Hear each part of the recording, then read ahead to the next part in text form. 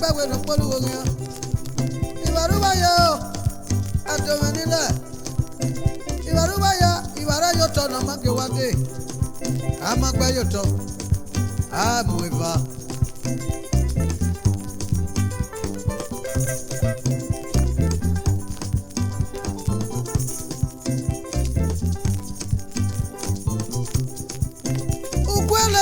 Ukwele na sipa sipa. Ukwele na sipa sipa no. Ebonana yikan. Kuwa wale. Ebonana yikan. Kele wa kuwa wale. Ikan rigiyen. Umando kuwa wa kwa o.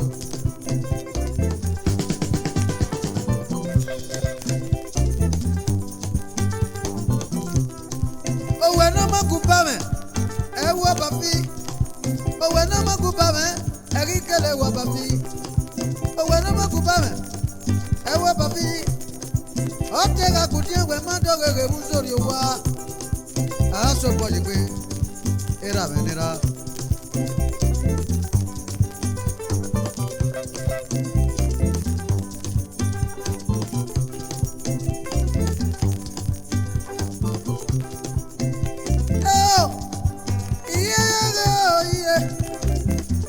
Ya gara na ya pomisa o. Ena na ya pomisa. No rupa kwe. Ena na ya pomisa me. Mando ke no rupa kwe. Amona. Adomenile. Amona. Amaga pomisi kwa bonanye. E pomisi. Ugoyere o.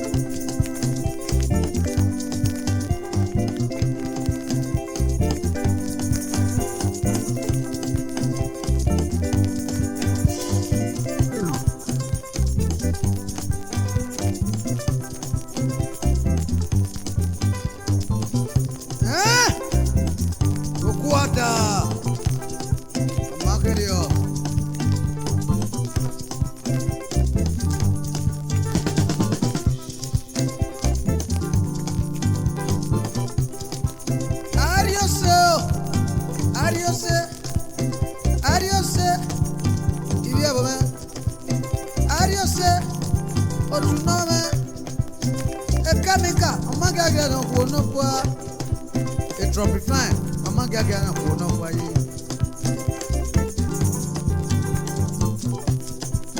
Iria Wakimakbalo Koto, Wamadoge, Otakemukua, Adame, Otanakemukua.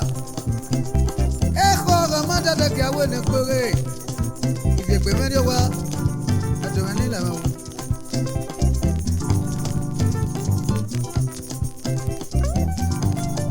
Airiose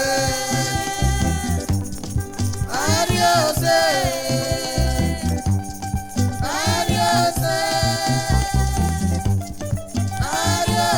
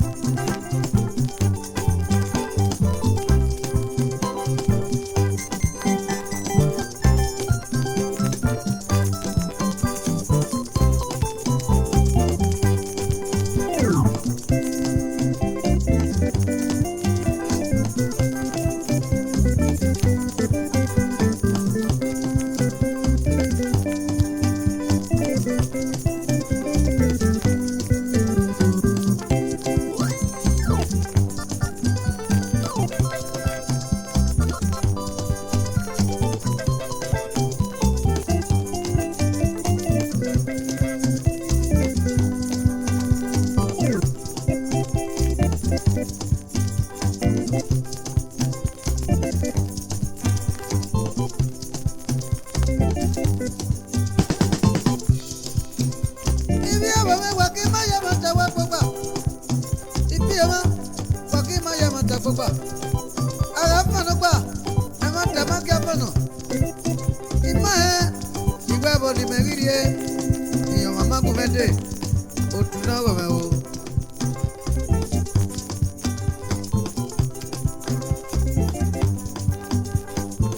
E pole ko me we nu gbe ke gbogbo ki papa. Akagbogbo ki papa we ma do ge ni mi ga ke kore. Ifi egbe me re wa. E wo ma.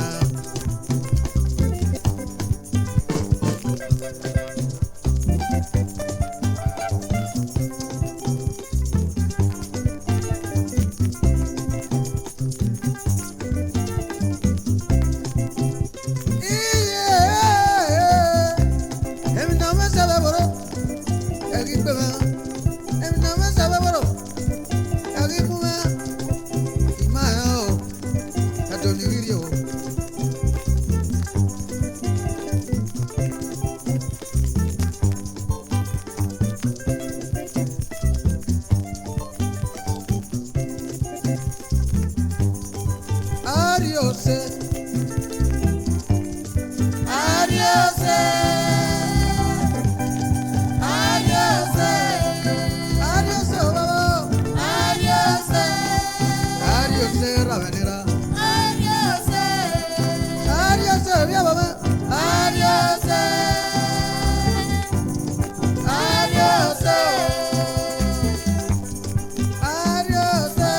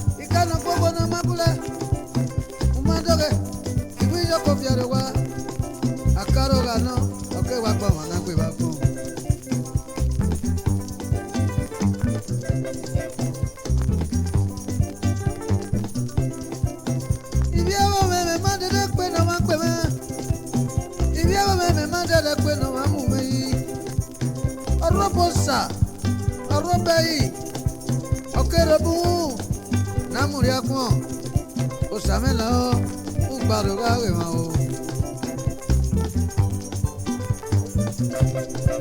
Urume nanu tazino, adome. Urume nanu tazime, no wayerume. Amagume, kele ye kwanu gere yi. Ye kwanu gere, ate kele kome ni gayo. Amona mona. Manila.